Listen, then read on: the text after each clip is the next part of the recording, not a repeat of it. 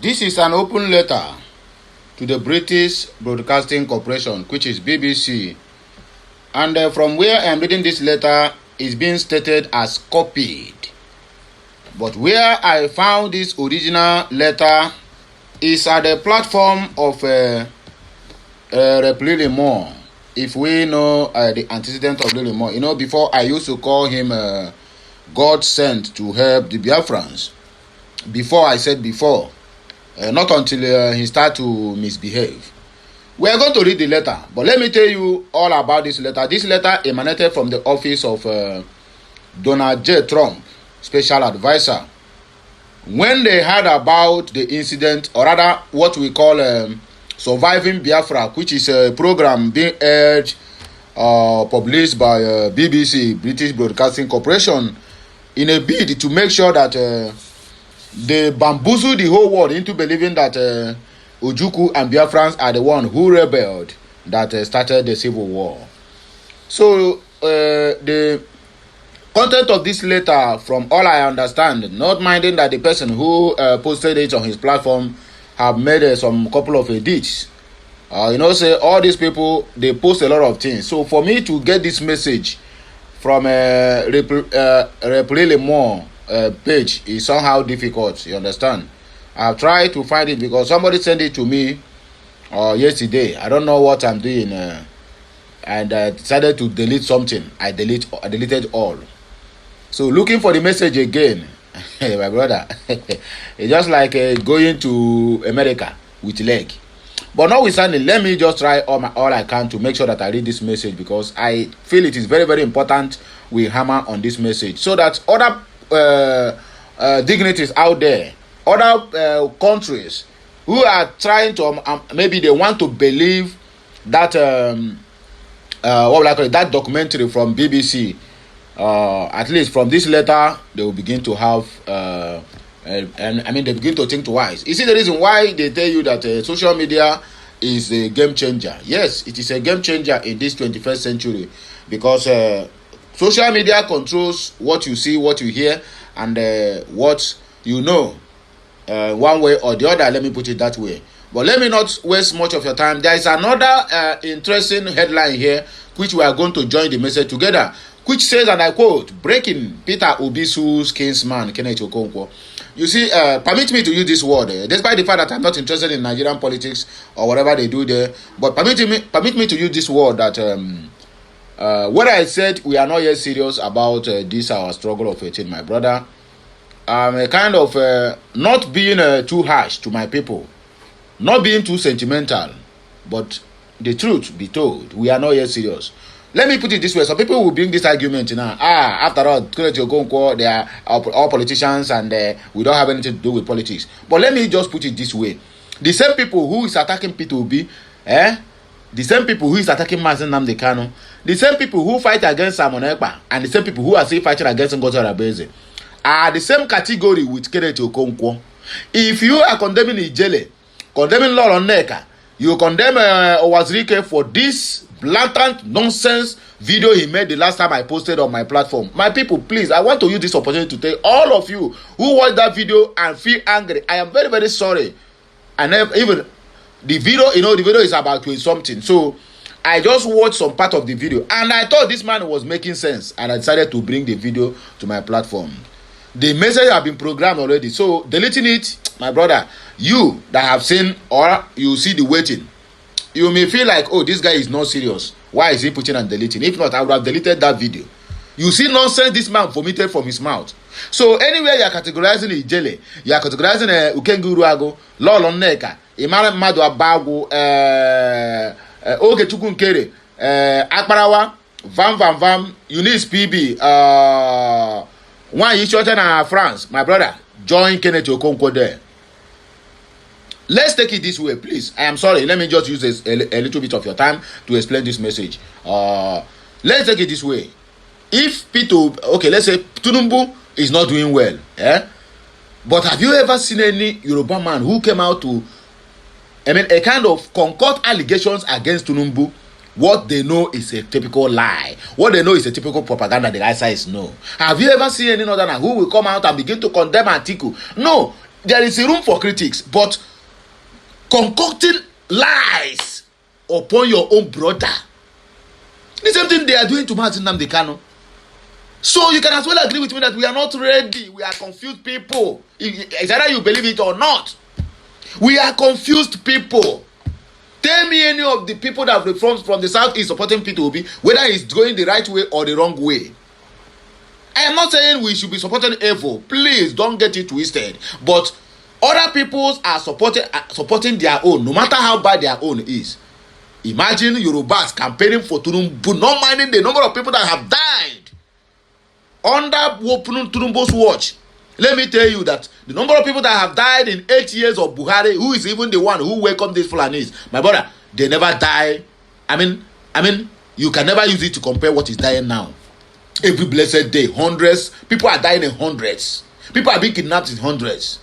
Then Kenneth Okonkwo feel that the only way he can rub it on the faces of the Igbos is go on the internet to lie against his own brother.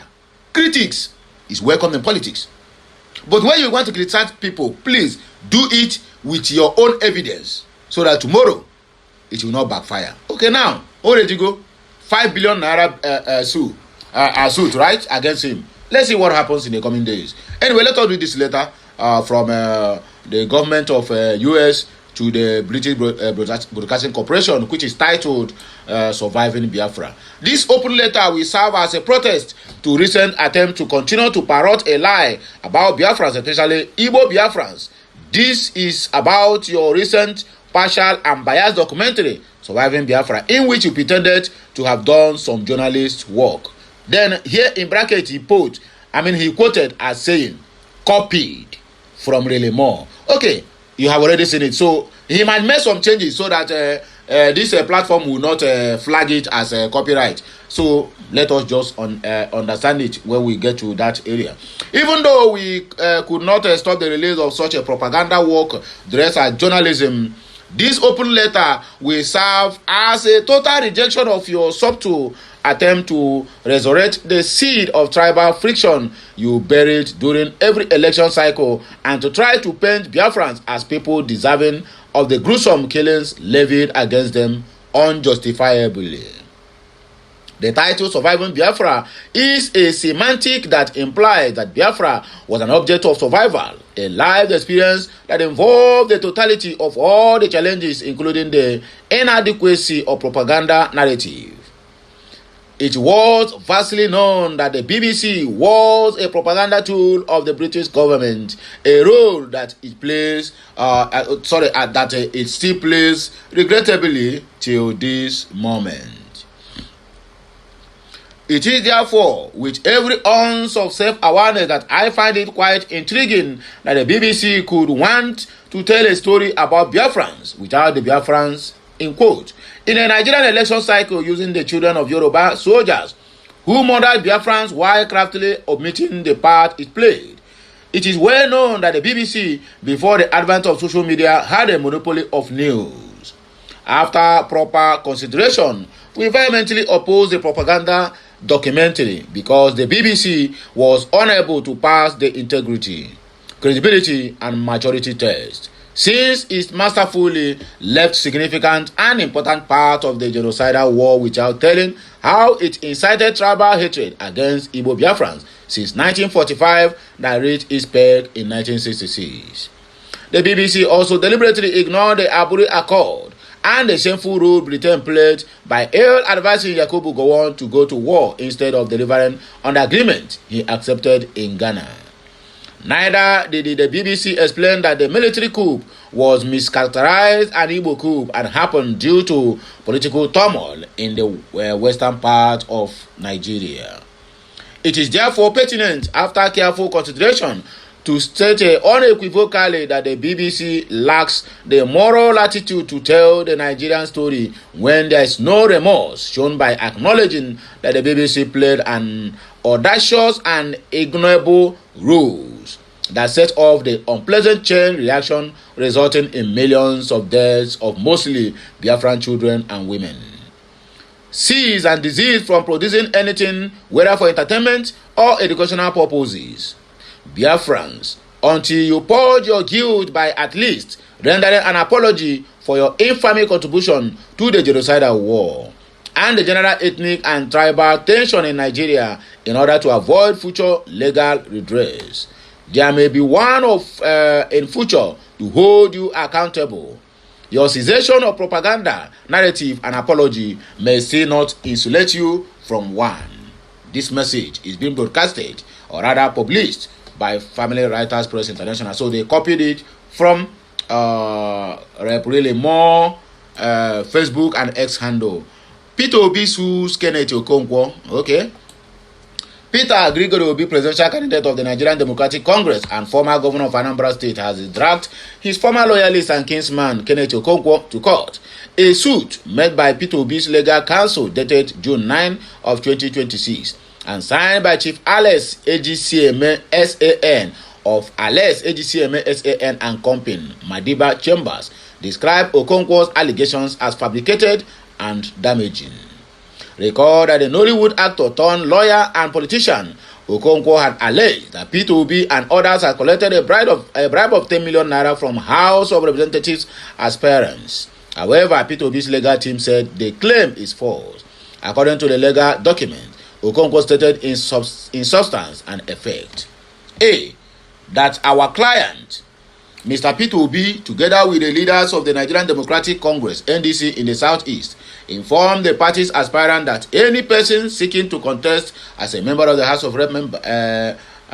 Representatives must, after paying the prescribed expression of interest fee, pay a bribe of 10 million naira to the NDC and to the caucus leaders.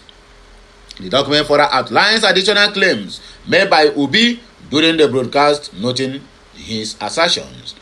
B, that the said unlawful demand was accompanied by documentary proof. The person who relayed the information to you having sent the said information together with the receipt evading the rest.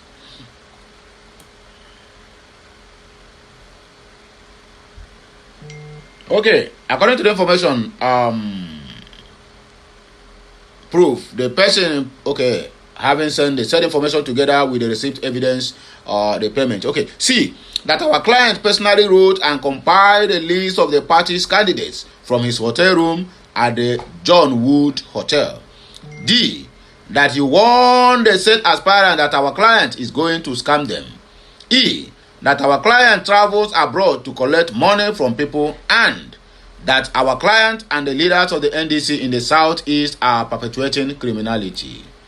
Rejecting the assertions, Obi's legal team emphasized that the remarks directly targeted their client's character, integrity, and public standing. Okay, let us go into reading. The chamber stated the above statement in their natural and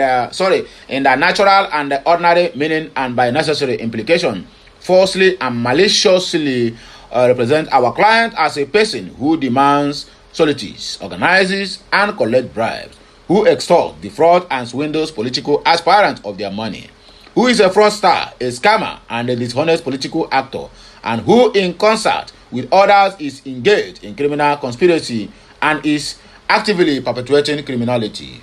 These are extremely grave, damaging, and reckless imputations of bribery, extortion, fraud, financial dishonesty, and criminality directed at the character, integrity, reputation, and public standing of their client. The letter goes on to describe the public nature of the statement as particularly troubling due to their rapid amplification across digital channels. For the avoidance of doubt, our client states categorically that the said allegations are false, baseless, malicious, reckless, defamatory, and wholly unsupported by any fact. They were made with a clear intent and purpose of lowering our client in the estimation of right-thinking members of the society, exposing him to hatred, contempt, and ridicule, and injuring his hard-earned reputation as a man of unquestionable integrity.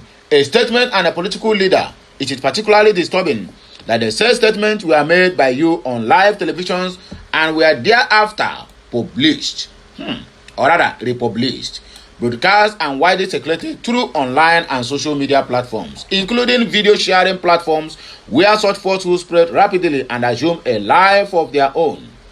Your words were not mere political commentary.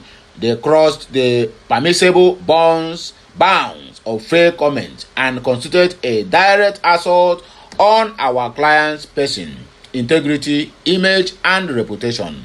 The law firm said that the right to freedom of expression does not permit the reckless destruction of another person's reputation. The firm's listed demand require Okonkwo to immediately withdraw the defamatory statements in their entirety and publish a clear, unequivocal, and unreserved public apology to Peter Gregory Obi. The withdrawal and apology must be given equal prominence to the original broadcast and shared across all his social media platforms, including X, formerly Twitter, Instagram, Facebook, and YouTube. Additionally, the legal team demanded a written undertaking that he will cease making publishing further defamatory statements against their client, alongside a financial compensation package, his legal team stated. Recall that in the past days, Okonkwo had launched accusations at P2B after dumping the African Democratic Congress (ADC). Okonkwo has not hidden his support for the presidential aspiration of Atiku Abubakar, former vice president, who emerged as the flag bearer of ADC ahead of the 2027 general selections. So my people, now this week, now here we go take back break on Agiham verse again. When I come back, like, share, comment, and then make sure you keep subscribing for more interesting videos.